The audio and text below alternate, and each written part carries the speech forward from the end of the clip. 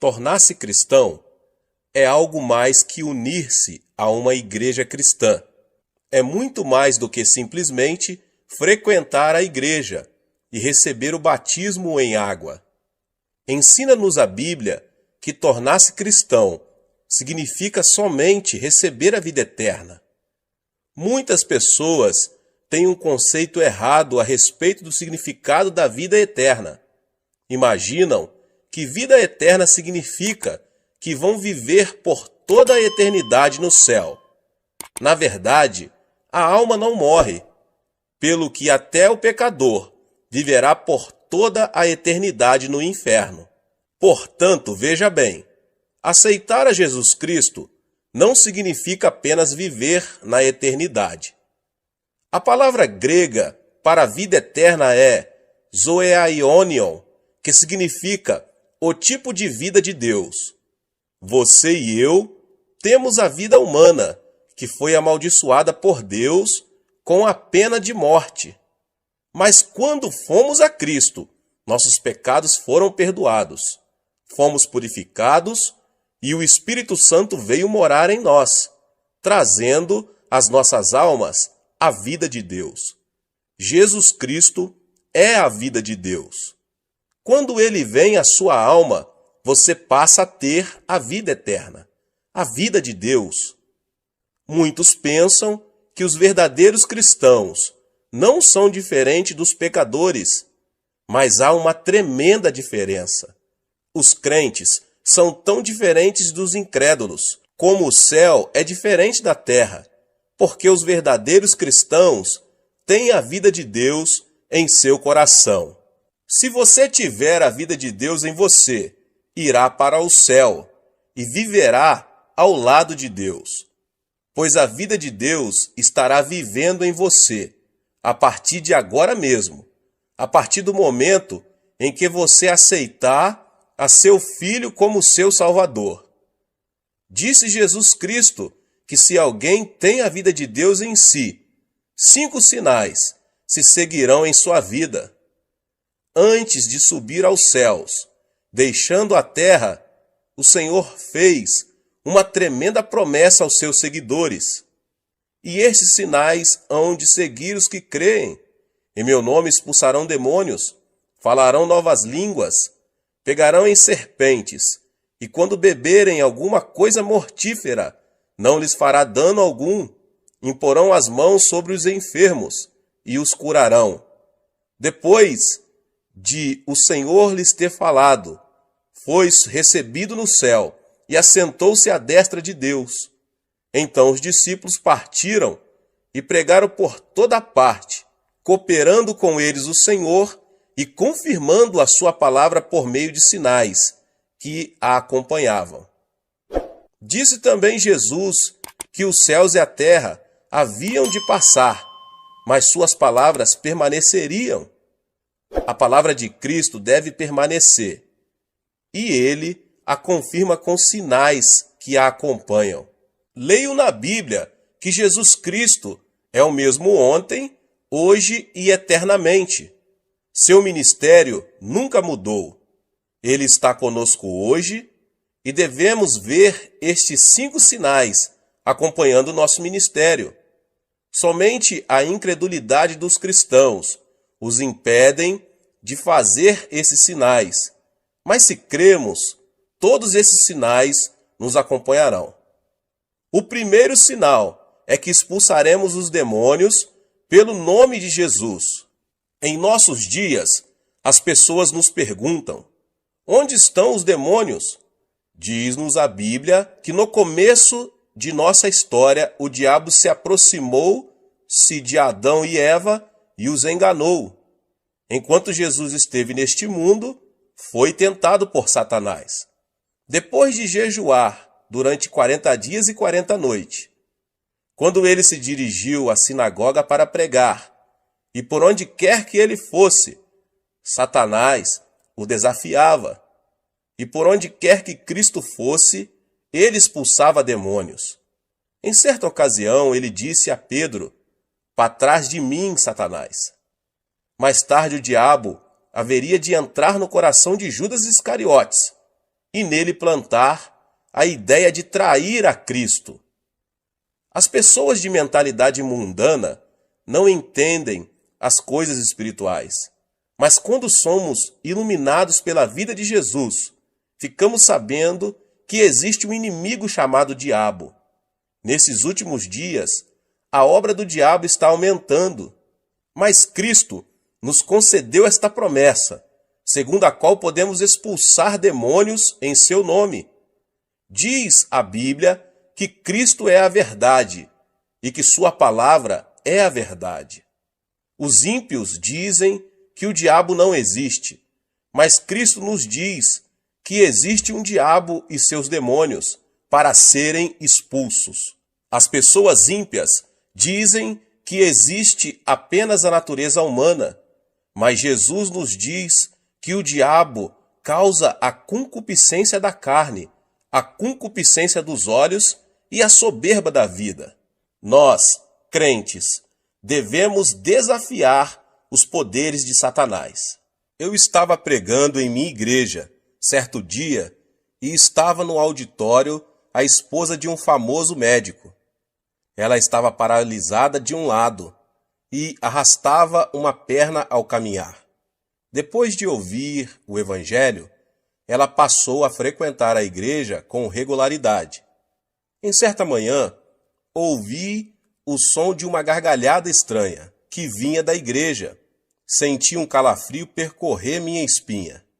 Quando me dirigi ao local, vi aquela mulher rindo e zombando. Tão logo me dirigi a ela e coloquei minha mão em sua cabeça. Ela se pôs a amaldiçoar-me. Fiquei chocado, porque essa senhora era de educação refinada, formada em farmacologia, educada numa universidade de Tóquio. Eu não podia crer que ela estava proferindo aquelas palavras tão vis. Quando comecei a orar por ela, uma voz estranha começou a sair de sua boca. A voz me dizia que eles não iam sair dela. Então eu perguntei: quem é você? Os demônios começaram a falar. Temos vivido nela há mais de 10 anos. Muitas pessoas têm tentado expulsar-nos, mas não sairemos. E você não vai conseguir expulsar-nos. Foi quando constatei que aquela mulher estava possuída de demônios, pelo que no nome de Jesus insisti em expulsar esses demônios. Mas eles continuaram a desafiar-me e lutamos por mais de 8 horas. Em nome de Jesus Cristo, ordenei aos demônios que saíssem, mas eles continuaram a protestar, dizendo que de modo algum sairiam. Eu não havia tomado o desjejum pela manhã, nem havia almoçado, de modo que às 17 horas eu estava tão cansado que quase não conseguia falar, mas prossegui clamando: diabo, vá embora em nome de Jesus Cristo. A mulher também estava cansada, mas o diabo continuava dizendo: não, eu não vou sair. De minha parte, eu só não estava cansado, mas com muito medo, porque o marido dela era um famoso médico que trabalhava no Hospital da Cruz Vermelha em Seul. Não era cristão, e se me visse naquela situação, ele me processaria judicialmente. Em meu desespero, pus-me a clamar pelo nome de Jesus Cristo com maior fervor. O poder do Espírito Santo desceu sobre mim, e logo eu me vi cheio do Espírito, e me senti tão leve, como se eu estivesse esticado, bem na ponta dos dedos do pé. E novamente, com uma tremenda unção, ordenei ao diabo que saísse. De súbito, a mulher teve como uma convulsão e pôs-se a gritar. A seguir, desmaiou e ficou como morta. As pessoas ao meu redor começaram a dizer que ela estava morta. Mas quando eu a tomei pela mão e a levantei em nome de Jesus Cristo, ela se pôs de pé completamente curada de sua paralisia. Ela começou a pular e a louvar a Deus, e estando ocupada em demonstrar seu regozijo, o marido chegou. Ao ver a esposa curada, o homem se ajoelhou ali mesmo e entregou seu coração ao Senhor Jesus. Eu estive também dirigindo outra vez uma série de reuniões evangelísticas na Inglaterra. As reuniões eram feitas num teatro. As pessoas estavam endurecidas. Eu lhes pedia que gritassem aleluia, mas ninguém me atendia. Só faziam sentar-se e ficar olhando para mim, com cara de quem não estava gostando do meu sermão. De minha parte, continuei a pregar a palavra de Deus. No final do culto, quando pedi às pessoas doentes que viessem à frente para a oração, só uma garota veio. Era magérrima e sentia dores terríveis no estômago. Tão logo, ela chegou na frente, começou a chorar. Disse ela: pastor, não posso comer nada. Tenho terríveis úlceras estomacais e já visitei inúmeros médicos e não fiquei curada. O Senhor pode orar por mim? Quando coloquei minhas mãos sobre ela, a menina pôs-se a gritar. Ordenei-lhe, em nome de Jesus Cristo, fique curada. Mas nesse instante, repentinamente, ela se pôs a xingar-me. Você aí, coreano de uma figa, volte para casa. Eu não vou sair.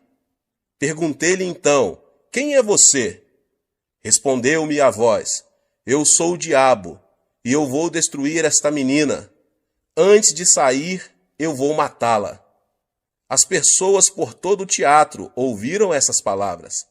A congregação sentiu-se eletrizada. Todos se levantaram. Ordenei então ao diabo: diabo, em nome do Senhor Jesus, sai dessa mocinha. Ela começou a gritar horrendamente e depois caiu prostrada. Ergui-a pela mão, em nome de Jesus, e ela, com o rosto radiante, disse: louvado seja Deus. Ele foi embora. Ela ficou completamente curada. As pessoas apressadamente vieram à frente para receber orações. A partir da noite seguinte, a multidão encheu o teatro. O poder de Deus se manifestou às pessoas que o buscavam. Demônios escondidos estão operando em nossa sociedade. Estamos todos preocupadíssimos com poluição atmosférica e da água, mas o nosso mundo está cheio de poluição espiritual. Nosso mundo está cheio de imundícia. Nossas ruas estão cobertas de material pornográfico. Você acha que isso é trabalho de Deus? Você acha que esse é o trabalho das pessoas decentes? Não, é claro que não. É o trabalho do diabo. Precisamos eliminar a poluição espiritual de nossas vidas. Nossos filhos estão sendo desorientados pelo diabo. Precisamos amarrar o diabo e expulsá-lo em nome do Senhor Jesus. Você tem a vida eterna dentro de você. A vida eterna é o tipo de vida que vem de Deus, a forma mais elevada de vida. O tipo mais baixo de vida é a do reino mineral. A seguir vem o reino vegetal, depois o reino animal, em seguida o reino da humanidade, depois a ordem angelical e, finalmente, Deus, a fonte de toda a vida. Satanás é um ser angelical e, consequentemente, Satanás é mais poderoso que os seres humanos. É por isso que Satanás controla a humanidade. Entretanto, quando aceitamos a Jesus Cristo, a vida de Deus entra em nós e nós nos tornamos superiores aos seres angelicais. É por isso que podemos expulsar demônios. Temos a vida de Deus em nós, o que torna nossa vida mais poderosa do que a vida de Satanás. A lei da natureza diz que quando o maior chuta o menor, este deve fugir imediatamente. Se você é cristão, mora em você a forma de vida superior. A nova vida em você é superior à vida de Satanás. Portanto, quando você ordena a Satanás que saia em nome de Jesus Cristo. Ele não tem outra alternativa senão obedecer e sair. Você não é mais um ser fraco. Você não é mais um desamparado, pois recebeu o maior poder, o de Deus. A vida eterna habita em ti. E você pode expulsar demônios em nome de Jesus. Ordene ao poder do diabo que se retire de sua casa. Ore pelos seus filhos, para que o poder de Satanás não os controle. Ore para que o poder da influência de Satanás abandone a sociedade da qual você faz parte. Você tem o poder. Cristo nos deu uma tremenda promessa em Lucas 10:19. Eu vos dei autoridade para pisar serpentes e escorpiões, e toda a força do inimigo, e nada vos fará dano algum. Nesta promessa, Cristo nos dá duas palavras maravilhosas. No grego, Cristo está dizendo dou-vos exousia, que significa autoridade, a saber, autoridade sobre os poderes de Satanás. Autoridade é algo mais forte do que poder. Minha avó faleceu com 83 anos de idade. A velhinha não tinha muito poder, era muito fraquinha, sem forças, mas quanta autoridade tinha. Sendo jovem, eu tinha muito mais força do que minha avó, mas ela detinha a autoridade. Quando ela dizia, filho, vem cá, eu ia. Se ela dissesse, vai a tal lugar, eu ia. A autoridade é superior ao poder. Disse Cristo, dou-vos exousia, a autoridade, pelo que você consegue prevalecer sobre o dunamis, o poder de Satanás. Utilize a autoridade que Deus lhe concedeu agora mesmo. Quer você se sinta forte, quer se sinta fraco, quer você sinta a unção, quer não, quer você se sinta maravilhoso, quer não, você detém a autoridade para ordenar a Satanás que saia. Satanás tem algum poder, mas a autoridade divina que você recebeu é superior às forças satânicas. Um policial está de pé numa encruzilhada. Ao aproximar-se um caminhão enorme, potentíssimo, muito mais forte do que ele, o policial pode fazer parar o veículo com um simples aceno de mão. Basta ao policial fazer outro aceno de mão e o caminhão vai embora. O caminhão tem potência, mas o policial tem autoridade. Diz a Bíblia que Deus deu autoridade, de modo que, ainda que Satanás tenha poder e se aproxime de você, se você conhece a palavra de Deus, você pode dizer, sai, vai embora daqui. Satanás está destinado pela lei de Deus a obedecê-lo, porque você tem autoridade. Diz a palavra de Deus que você é o vencedor agora. A vida que está em você é mais poderosa que a do diabo. Por isso, não diga que você é mais fraco. Jamais diga que você não consegue expulsar demônios, mas diga que tem tanto poder como autoridade, visto que a Bíblia assim diz, em meu nome expulsareis demônios. Certa vez eu estava no sul da Coreia e fui encontrar-me com um pastor. Eu o vi implorando e clamando em seu escritório. Quando abri a porta, vi uma mulher possuída de demônio, sentada no assoalho, enquanto o pastor implorava, dizendo, por favor, saia, por favor, saia. O diabo estava rindo dele. Disse eu ao pastor, se você apenas fizer cócegas no diabo, ele não vai sair. Devemos tratar o diabo como diabo. Você tem autoridade. Por isso, eu ordenei ao diabo, eu venho a você em nome de Jesus Cristo. Replicou-me o diabo, eu sei que você não tem poder nenhum. Ao que eu lhe retruquei, sim, eu sei que nenhum poder tenho, mas eu tenho autoridade. No nome de Jesus Cristo eu lhe ordeno, saia.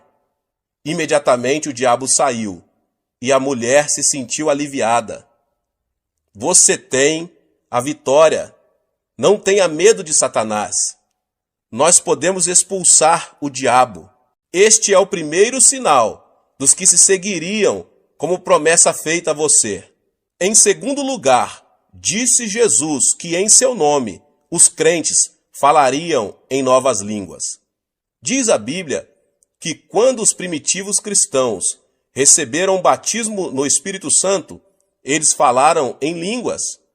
Quando o pecador se converte, o Espírito Santo vem habitar nele. Mas quando essa pessoa recebe o batismo no Espírito Santo, o Espírito toma conta dele e flui através dele. O Espírito Santo assume o controle de sua língua e ele começa a falar numa língua nova, muito bonita. Eu próprio oro muito em línguas, mas a Bíblia nos ensina mais do que o uso de línguas desconhecidas, visto que quando nós nos tornamos cristãos, recebemos uma nova língua, isto é, uma nova linguagem. Quando estávamos no mundo, falávamos a linguagem mundana, mas quando nós nos tornamos cristãos, passamos a falar de novas coisas. Começamos a falar a nova língua da Bíblia. Trata-se de uma língua celestial vitoriosa. Tiago nos diz em sua carta, inserida na Bíblia, que a língua é um órgão pequeno, mas capaz de controlar todo o corpo. Diz ele que podemos controlar um cavalo com um freio enfiado em sua boca, em que o piloto dirige um enorme navio numa tempestade mediante um leme. Até mesmo uma pequena fagulha pode incendiar uma cidade inteira. A língua também, embora seja pequenina, é tão poderosa que consegue controlar todo o corpo. Dizem os neurocirurgiões que o centro da fala de nosso cérebro controla o cérebro todo. Assim que é o que você fala controla seu corpo todo. Se você fala negativamente, tais coisas negativas controlam o seu corpo inteiro. Se você falar doenças o tempo todo, as doenças controlarão seu corpo. Se você falar de pobreza, a pobreza vai controlar todo o seu corpo. Aquilo que você fala é o que finalmente vai dar forma à sua vida e determinar seu destino. Pelo que você vai ter que vigiar sua língua. Você não deve jamais entregar sua língua a Satanás e falar negativamente. Não fale de doenças, de pobrezas ou de fracassos, nem daquelas coisas negativas que passam a controlar seu corpo e, portanto, seu futuro. O famoso fundador da missão do Congo tinha câncer no fígado e o médico lhe disse que ele não poderia viver por muito tempo. Por isso, ele saiu do Congo e voltou para a Inglaterra. Um dia, estando deitado num divã, tomando sol e lendo a Bíblia, seus olhos caíram em 1 Pedro 2,24 e ele leu: Ele mesmo levou em seu corpo os nossos pecados sobre o madeiro, para que, mortos para os pecados, pudéssemos viver para a justiça. Pelas suas feridas fostes sarados.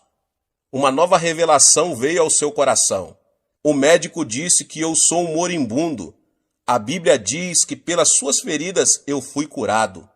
Devo acreditar no médico ou devo acreditar na palavra de Deus? É claro que eu devo acreditar na palavra de Deus. A partir deste momento, ele determinou a falar da forma como a Bíblia fala, e pela fé, ele declarou o seguinte: pelas suas feridas eu fui sarado. A palavra de Deus começou a controlar seu corpo, e esse missionário ficou completamente curado do câncer no fígado. Uma moça estava morrendo de tuberculose. O médico do sanatário chamou a mãe dela e pediu-lhe que levasse a filha para casa, para ela morrer ao lado da família. Por isso seus pais foram ao hospital e levaram a filha embora. Ela estava prestes a morrer. Conduziram-na para o apartamento onde moravam. Certo dia sua mãe estava passando roupa, e a filha leu na Bíblia a passagem que diz: pelas suas feridas foste sarados. Ela gritou: mãe, vem cá, olhe esta passagem. Diz que pelas feridas de Cristo eu fui sarada. Se eu fui sarada, por que devo ficar deitada aqui? Traga minhas roupas e meus sapatos. Sua mãe replicou: oh não, você não deve levantar-se, porque o médico nos advertiu muito bem que você deve ficar deitada. Replicou a jovem: mãe, será que Deus disse uma mentira? Você sempre me ensinou a crer na palavra de Deus. E a palavra diz que pelas feridas de Cristo eu fui sarada. Não devo crer nessa palavra? A mãe trouxe as roupas pedidas e a filha as vestiu. A moça levantou-se e, embora gaguejasse um pouco, declarou: eu fui curada pelas feridas de Cristo. Sua língua começou a controlar-lhe o corpo todo. Ela se dirigiu à cozinha, cozinhou alguns alimentos e pôs-se a comer. Depois foi à sala para louvar a Deus. À medida que confessava que estava curada pelas feridas de Cristo, foi ficando cada vez mais forte, de modo que, dentro de uma semana, sentia-se muito bem. Ela foi ao hospital e, depois de passar por um exame médico completo, foi declarada curada. A palavra de Deus deve permanecer para sempre. O que você falar, vai obter. A Bíblia nos manda falar à montanha e ordenar-lhe que seja lançado ao mar, e isso acontecerá. A Bíblia contém 32.500 promessas. Pronuncie as promessas de Deus e você vai obter o que a palavra de Deus promete a você. Muitas pessoas estão pronunciando as palavras erradas. Estão continuamente falando de modo negativo. Falam de seus fracassos, falam de suas fraquezas, falam de sua infelicidade. Depois se queixam e ficam imaginando as razões porque são um fracasso e porque não há paz em suas casas. Ficam imaginando porque há tantas fraquezas em seu corpo. A razão é que controlam seu corpo com a conversa errada. Fale uma língua nova, fale a língua da Bíblia. Fale de redenção, de vida eterna. Fale que você foi sarado pelas feridas do Senhor Jesus Cristo. Diga que Deus é sua força e você verá boas coisas acontecerem a você. Sim, aprenda a falar uma nova língua. Aos 18 anos de idade, eu estava morrendo de tuberculose. Eu era um fracasso em casa e não tinha dinheiro e ia muito mal nos meus estudos. Não havia esperança para mim neste mundo. Foi quando eu me tornei cristão e resolvi que falaria a linguagem da Bíblia. Falei de cura, confessei o sucesso e pronunciei palavras de abundância. Não permiti que minha língua falasse coisas negativas.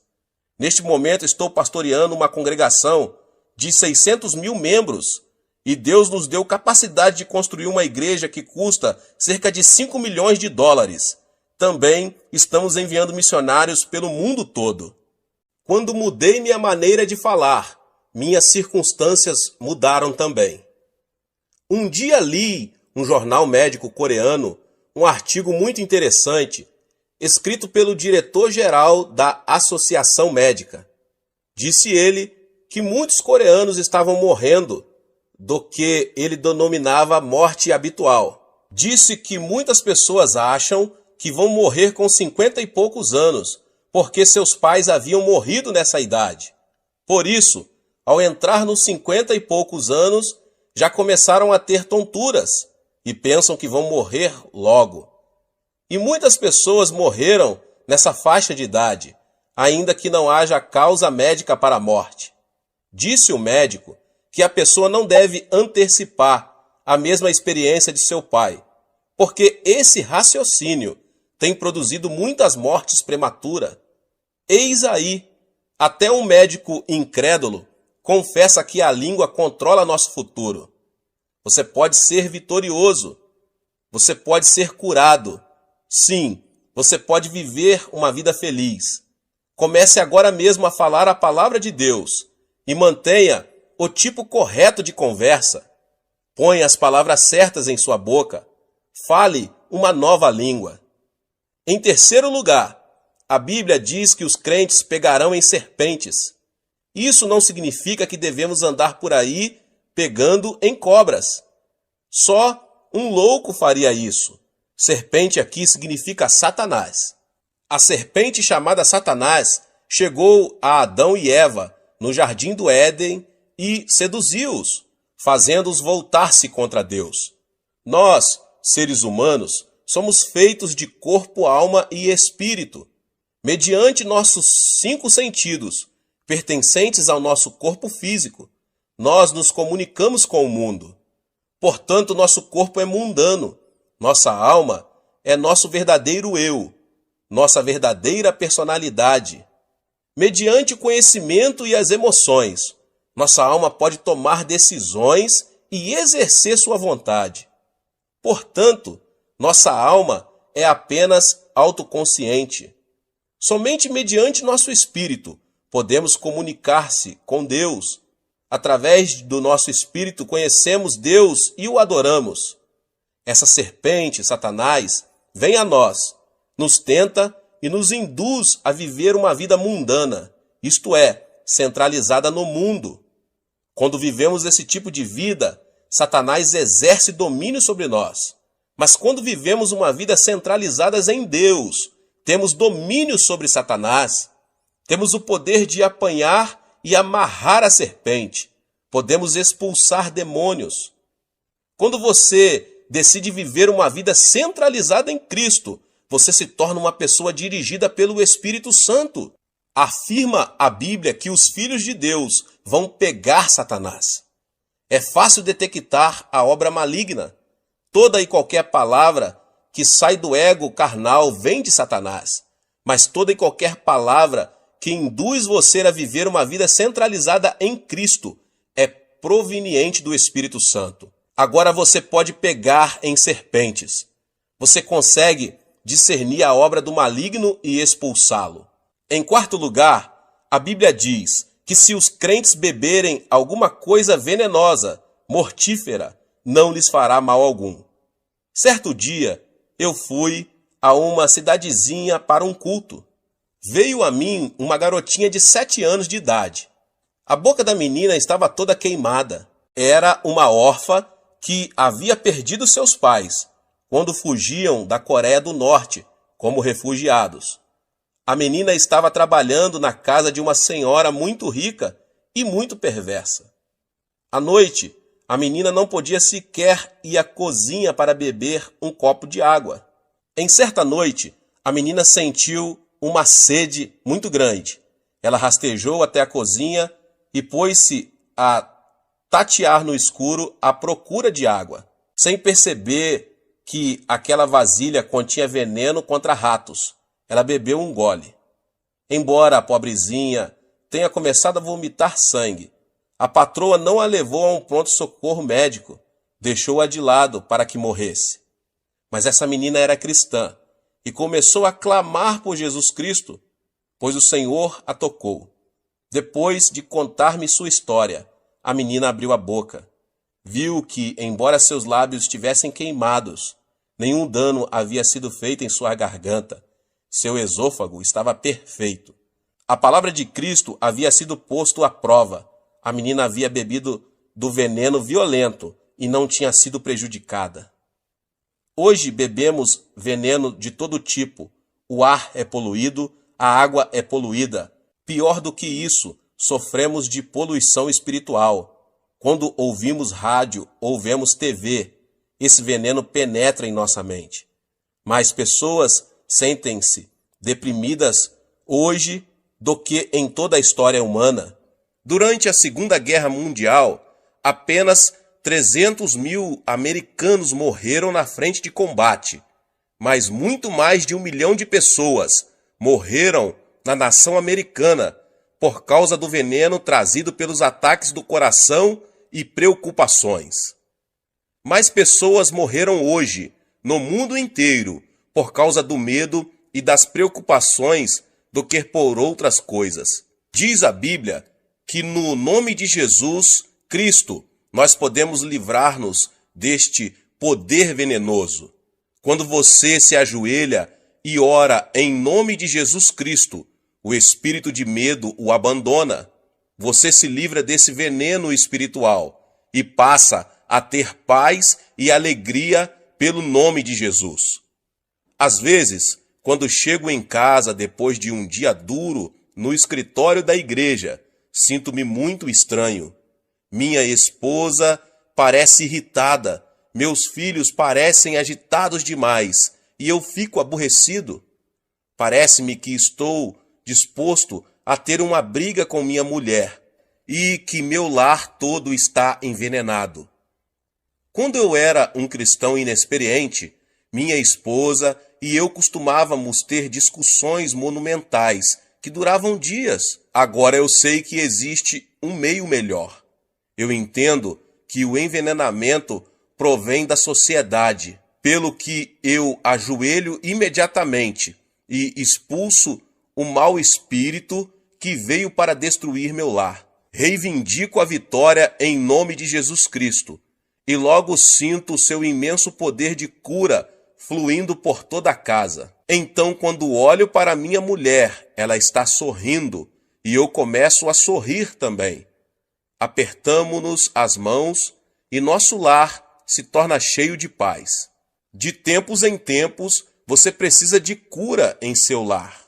E Deus prometeu que você não sofrerá os efeitos do envenenamento. Basta que você invoque o nome de Jesus Cristo e reivindique a vitória, para que seu lar seja curado.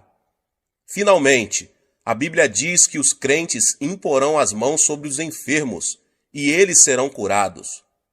Quando eu era menino, de vez em quando tinha umas brigas com os meus amigos. Nós nos esmurrávamos à vontade. E de vez em quando eu voltava para casa chorando. Minha mãe me dava uma boa surra, mas a seguir eu recebia o toque curativo do amor de minha mãe. Como é bom quando estamos desanimados e um bom amigo chega e toma nossa mão e nos dá umas palmadinhas nas costas. Jesus vem a nós e quando ele nos toca, não há outra alternativa senão receber a cura. Jesus não tem um corpo físico, mas ele quer usar seus braços, sua boca e suas mãos. Quando você impõe suas mãos sobre os enfermos, em nome de Jesus, o poder do Espírito Santo flui através de suas mãos e a cura se estabelece. Diz a Bíblia que quando você coloca suas mãos nos enfermos, eles serão curados. É a palavra de Deus que o diz. Depois de um ano após nosso casamento, descobri que minha esposa estava terrivelmente doente, com tuberculose. Ela já estava grávida. O médico pediu-me para praticar um aborto, mas isto era contra minhas convicções. Todos os dias eu impunha minhas mãos no corpo de minha mulher e sentia o poder do Espírito Santo fluindo através de todo o seu corpo, enquanto eu reivindicava a vitória. Após alguns meses, ela ficou completamente curada. Mas depois que nosso primeiro filho nasceu, ele começou a ter terríveis acessos de tosses e o médico não conseguia curá-lo. Todas as noites ele tossia quase ao ponto de asfixiar-se e o médico estava bastante preocupado. Então, em nome de Jesus Cristo, coloquei minhas mãos sobre ele e senti o poder de cura cobrir meu filho. Vez após vez, quando eu impunha as mãos sobre meu filho, eu senti a vida de Cristo passar para ele. E logo, para espanto dos médicos, o menino ficou completamente bom. A vida de Deus habita em você. O Espírito Santo mora em você. E quando você invoca o nome de Jesus Cristo, em amor e fé, e toma a mão dele, seu poder flui mediante suas mãos e os enfermos são curados. Que o poder de Deus inunde sua vida, à semelhança de um rio caudaloso. Esse é o outro privilégio da pessoa ser crente. A Bíblia diz que esses 5 sinais o acompanharão se você crer. Levante-se e tome posse da vitória. Use esses sinais para o benefício de seus vizinhos, para trazer libertação aos oprimidos para a glória de Deus. Dê nova esperança e uma nova língua aos que estão desencorajados. Tenha discernimento na presença do diabo e expulse-o. Estes são privilégios seus como cristão, em nome de Jesus. Atos, capítulo 2, verso 42, diz assim a palavra do Senhor: Eles se dedicavam ao ensino dos apóstolos e à comunhão, ao partir do pão e às orações. Todos estavam cheios de temor, e muitas maravilhas e sinais eram feitos pelos apóstolos. Todos os que criam mantinham-se unidos e tinham tudo em comum. A primeira reunião da Igreja do Evangelho Pleno de Ioido foi a de um grupo familiar composto por 5 membros. Eu, o líder da célula, a pastora Choi, a auxiliar, que mais tarde se tornaria minha sogra, e os 3 filhos da pastora, a irmã Sung Hai, que mais tarde se tornaria minha esposa, e 2 homens, Sung So e Sung Wang. Além disso, o começo da igreja foi muito modesto. Mais tarde, conseguimos adquirir uma tenda para usá-la como templo. No entanto, todas as circunstâncias davam a entender que o êxito era algo distante para nós. O grande e o único sonho que as pessoas tinham era sobreviver. E nossa igreja, que tinha somente uma tenda, que nesse momento estava estabelecida ao lado de um cemitério, não parecia nada atrativa. As circunstâncias pareciam afirmar que o fracasso era nosso destino. A única luz de esperança que eu tinha era o poder e a consolação do Espírito Santo. Numa situação tão caótica como essa, Deus começou a operar na célula e começamos a experimentar um crescimento. Ao ver que os milagres de cura e de expulsão de demônios acontecia em nossa igreja, as pessoas que até o momento se mostravam críticas passaram a se aproximar de nós. Começaram a correr rumores de que o poder de Deus se manifestava com muita força em nossa igreja, o que motivou muita gente a vir de distâncias consideráveis. A igreja cresceu a tal ponto que o número de membros chegou a superar o da população do bairro a qual pertencíamos. Antes de iniciarmos a igreja, na tenda ao lado do cemitério, já havíamos lançado raízes na região em forma de células. Eu estava prestes a concluir o seminário teológico. Minha intercessora, a pastora Choi, tinha o sonho de construir um orfanato. Dias antes, encontrou-se com a mulher que, anos antes, permitira que morasse em sua própria casa, quando ainda não havia acabado a guerra contra os comunistas. As duas mantiveram uma relação muito forte durante 3 anos, de tal forma que compartilhavam o pouco alimento que estava reservado para suas famílias. O marido daquela irmã desejava doar-lhe por gratidão um terreno de cerca de 3.200 metros quadrados para pagar aquela dívida. O sonho de construir um orfanato estava prestes a ser concretizado. Contudo, o fato de entregar os papéis de propriedade ao suposto responsável da construção acabou se revelando um erro, pois nunca voltou a aparecer. A propriedade foi entregue nas mãos de outra pessoa. No entanto, foi nessa ocasião que a irmã Choi recebeu a revelação do Espírito Santo que dizia: não são órfãos somente aqueles que ficaram sem seus pais carnais, mas também aqueles que não conheceram o Pai Celestial. Enquanto isso, eu vivia na casa do missionário R.A. Johnston, trabalhava como tradutor de missionários e meu único objetivo era seguir carreira dentro da teologia nos Estados Unidos.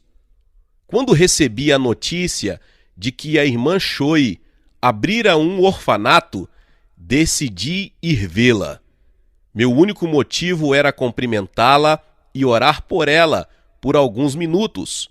Quando cheguei ao orfanato, a única coisa que vi foi a imagem de uma mulher que estava tirando piolhos de um monte de crianças.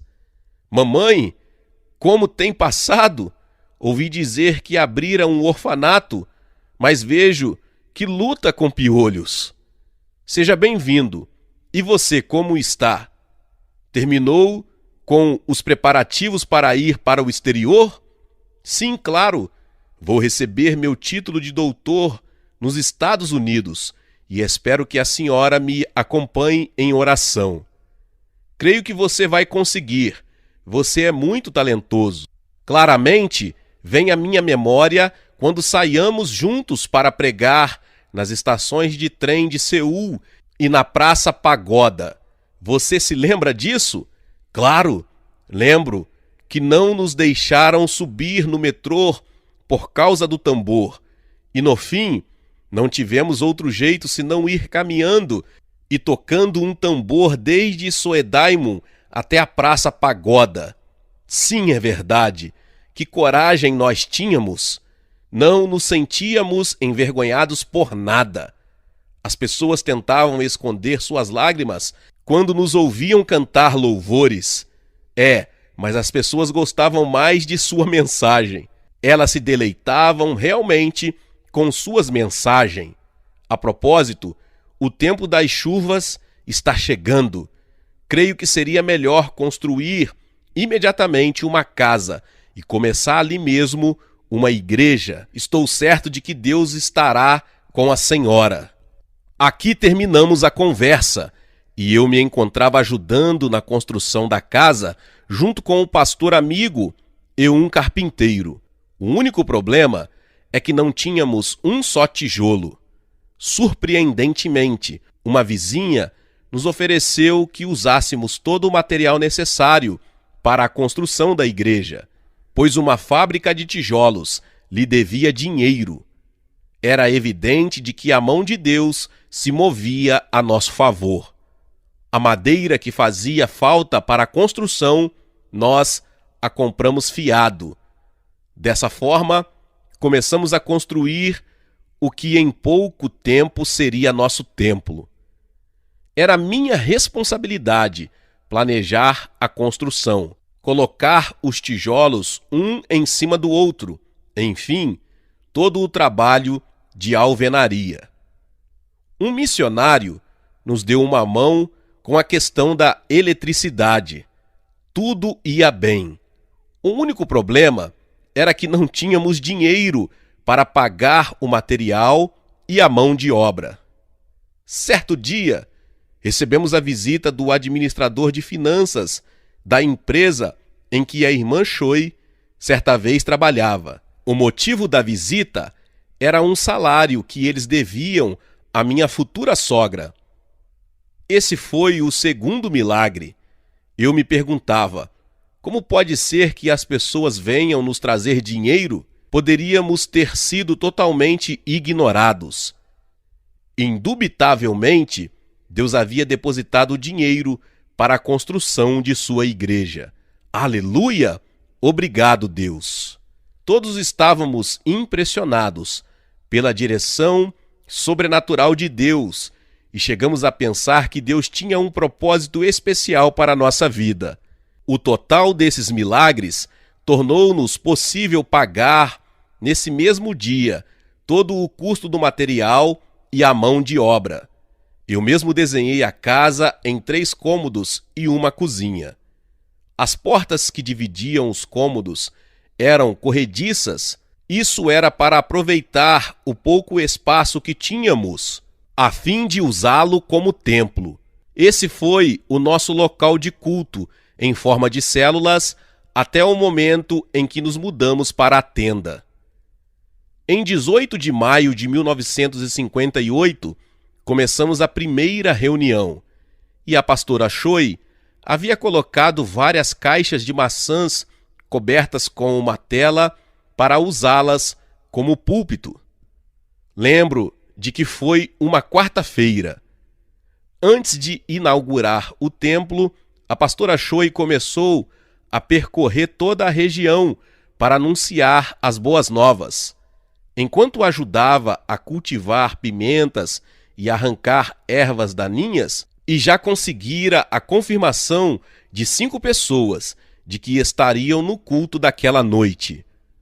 Quando morava na casa do missionário Johnston e preparava os papéis para continuar meus estudos nos Estados Unidos, recebi um telefonema da parte da pastora Choi. Irmão Cho, você pode dirigir o culto desta noite em minha igreja? Começa às 19 horas. É algum culto especial? Bem, poderíamos chamá-lo de culto de inauguração do templo. 5 pessoas se comprometeram a vir. Aceitei o convite. Eu estava tão entusiasmado que cheguei à igreja com 1 hora de antecedência. Sentei-me à mesa e comi o melhor banquete como jantar, arroz com cevada. Contávamos os minutos, mas nem sequer uma pessoa chegou até às 20 horas, e chovia. Irmão Cho, perdoe-me, 5 pessoas se comprometeram a estar presentes, mas não se preocupe, Deus vai nos ajudar. Assim começamos nossa igreja, eu, a pastora Choi e seus 3 filhos. Pelo menos coincidíamos no número, os 5. Cantamos ao Senhor com todas as nossas forças, e ainda que tivessem 4 pessoas diante de mim, escutando minha mensagem, tínhamos a certeza de que, de onde 2 ou 3 se reunissem em nome do Senhor, ali Jesus está, e eu imaginava multidões que lotavam aquele lugar. Recitei em voz alta Marcos 16, 17 e 18. Estes sinais acompanharão os que crerem em meu nome e expulsarão demônios, falarão novas línguas, pegarão em serpentes, e se beberem algum veneno mortal, não lhes fará mal nenhum. Imporão as mãos sobre os doentes, e estes ficarão curados. Se você crê nessa palavra, diga amém. Amém? Consegui apenas ouvir um suave amém. Oremos. Senhor, sabemos que há muita gente nesta comunidade, mas não veio nem sequer uma pessoa nesta noite. Mas pela fé, visualizo 30, 40, 100 pessoas. A tua palavra diz, segundo sua fé, seja feito. Abre a sua boca e eu a encherei. Sem visão o povo perece. Peço-te, Senhor, que todo Daejodom 30 chegue aos pés de Jesus Cristo. Em nome de Jesus Cristo. Amém. Senti uma enorme força interior que me impulsionava. Meus olhos não percebiam as circunstâncias, mas sim visualizavam por meio da fé. Senti-me cheio da graça de nosso Senhor Jesus Cristo e comecei a pregar com afinco uma mensagem que intitulei Estes sinais acompanharão os que crerem. Jesus Cristo veio desfazer toda a obra do diabo. Jesus curou a mulher que sofria de fluxo de sangue por 18 anos.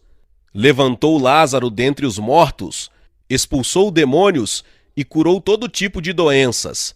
Cristo vive e opera em nós. Jesus é o mesmo ontem, hoje e pelos séculos dos séculos. Creia em Cristo, receba Cristo. Estes sinais seguirão os que crerem. Corações são transformados, a doença e a pobreza são eliminados e os demônios são lançados fora em nome de Jesus. Eu pregava com toda a minha alma, até que notei que uma senhora idosa espiava da porta principal da igreja. Oi, irmã, aleluia! Está me esperando? Repentinamente, a pastora Choi não hesitou em levantar-se e saiu para recebê-la. Oi, senhora, seja bem-vinda. Depois de uma longa pausa, consegui continuar com a mensagem, mesmo tendo 5 pessoas e uma senhora que não entendia meu sermão. Senti-me entusiasmado ao pregar a palavra de Deus. Logo decidi mudar-me da casa do missionário para a casa da irmã Choi e entrar completamente no ministério. Mas isso significava permanecer de joelhos, orando 10 horas por dia, visto que não nos pediam que os visitássemos em seus lares. Clamávamos a Deus das 4h30 às 7 horas. Tomávamos o café da manhã e orávamos outra vez até o meio-dia. Depois, descansávamos um pouco e orávamos de novo até o anoitecer. Clamávamos tanto que se escutava o barulho das vozes de oração, até onde estava o terminal de ônibus. Aos poucos, comecei a entender que Deus havia me chamado como pastor. Ainda assim, por um tempo em meu coração, continuei com o desejo de seguir os meus estudos e desenvolver meu ministério como teólogo.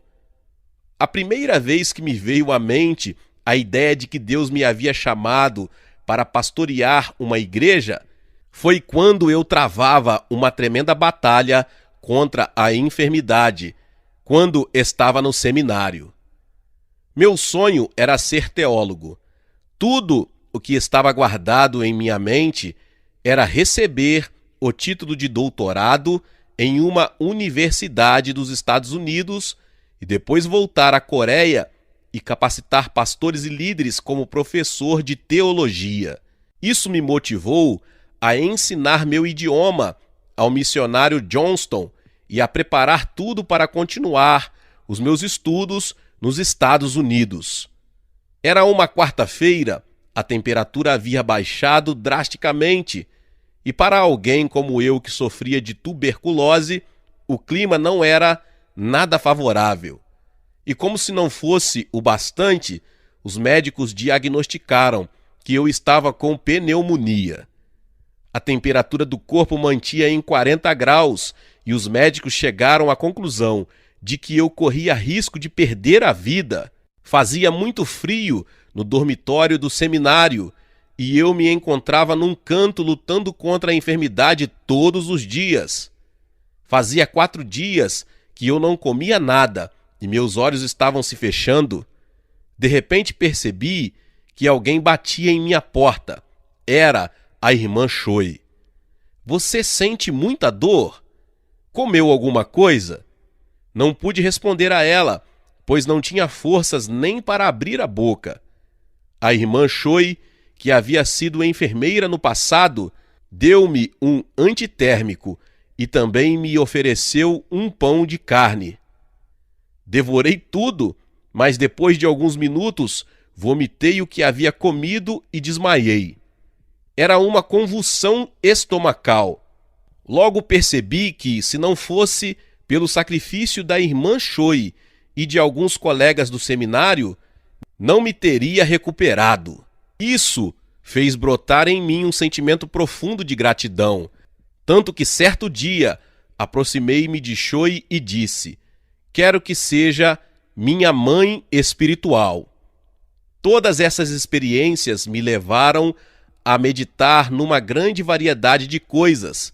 Por exemplo, descobri que havia deixado de lado o compromisso de entregar minha vida como pastor e ajudar os pobres e necessitados.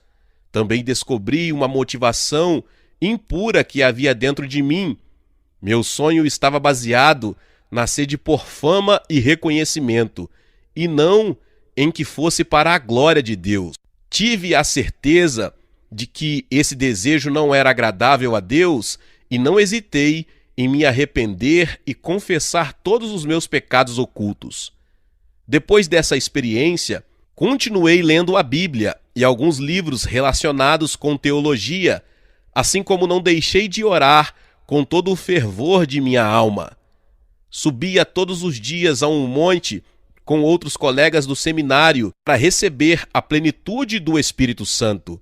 Em outubro de 1957, H. Ehrman, famoso evangelista estadunidense, iniciou uma cruzada evangelística que se estenderia por 24 dias. Ofereci-me para ser intérprete. A guerra havia deixado grandes marcas e as pessoas estavam famintas. Procuravam ouvir alguma palavra de esperança. O Espírito Santo começou a agir miraculosamente e senti que eu não era mais o mesmo. Pregava com tanto fervor que logo me disseram que as pessoas me haviam confundido com o evangelista. Meus colegas do seminário vinham todas as noites para participar da cruzada e depois ficavam por toda a noite orando. Certamente eu não queria ser exceção. Mesmo com problema de saúde, uni-me ao grupo de seminaristas na oração e intercessão. Meus colegas aconselhavam que era melhor que me prevenisse contra algum sintoma de enfermidade, que eu descansasse, mas quanto mais me repetiam isso, mais eu me lançava no fogo da oração. Por meio dessa experiência, cheguei à conclusão de que o chamado que Deus me concedera não era o de ser um erudito, mas sim um pastor. Glória a Deus, aleluia, que palavra poderosa! Louvado seja o nome do Senhor. Talvez você chegou aqui pela primeira vez e ainda não é inscrito aqui no canal. Se inscreva aqui no canal para acompanhar todas as palavras que são ministradas aqui no canal. Você também precisa ativar o sininho das notificações. Logo você vai ver a palavra todas. Clica nela, porque todos os dias são postados vídeos abençoados aqui no canal para te abençoar. Deixe também o seu like e não se esqueça de compartilhar esta palavra com mais pessoas. Meus irmãos e minhas irmãs, nos vemos nos próximos vídeos. Amém.